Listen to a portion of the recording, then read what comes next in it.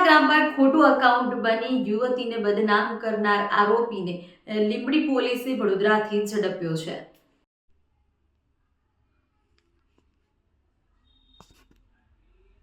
લીંબડી પોલીસની ટેકનિકલ તપાસમાં મોટો ખુલાસો। લીંબડી પોલીસ સ્ટેશન ખાતે નોંધાયેલા ગુનાના અંતર્ગત ભારતીય ન્યાય સંહિતાની કલમ 294 ક 351 4 19 તથા આઈટી એક્ટની કલમ 66C 66E અને 67 અને 67A મુજબનો ગુનો દાખલ કરવામાં આવ્યો હતો।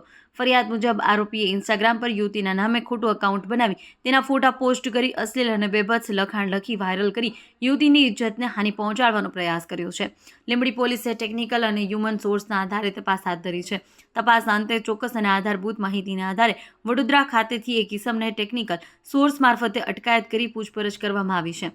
પૂછપરછ દરમિયાન આરોપીએ પોતાનું નામ નારાયણભાઈ કડવાભાઈ ભુરિયા જણાવ્યું હતું અને દાહોદ હોવાનું જણાવ્યું। આરોપી યુવતીને બદનામ કરનાર ઇરાદે ખોટું ઇન્સ્ટાગ્રામ એકાઉન્ટ બનાવી તેના ફોટા પોસ્ટ કરી અશ્લીલ ભાષાનો ઉપયોગ કર્યો હોવાની કબૂલાત આપી હતી। આ ગુનામાં આરોપીની ભારતીય ન્યાય સંહિતા તેમજ આઈટી એક્ટની વિવિધ કલમો હેઠળ ધરપકડ કરવામાં આવી છે। આરોપી કોઈ ફેક આઈડી બનાવી ગેંગ સાથે જોડાયેલ છે કે કેમ તેમજ અન્ય કેટલાક ફેક એકાઉન્ટ બનાવ્યા છે, અન્ય કેટલાક લોકોના ફોટા પોસ્ટ કરી બદનામ કર્યા છે તે બાબતે લીંબડી પોલીસ દ્વારા વધુ તપાસ હાથ ધરવામાં આવી છે।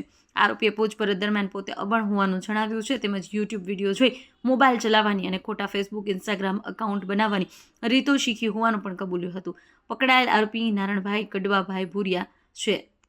રિપોર્ટર અજી સાસી, વાત્સલ્યમ સમાચાર, દાહોદ।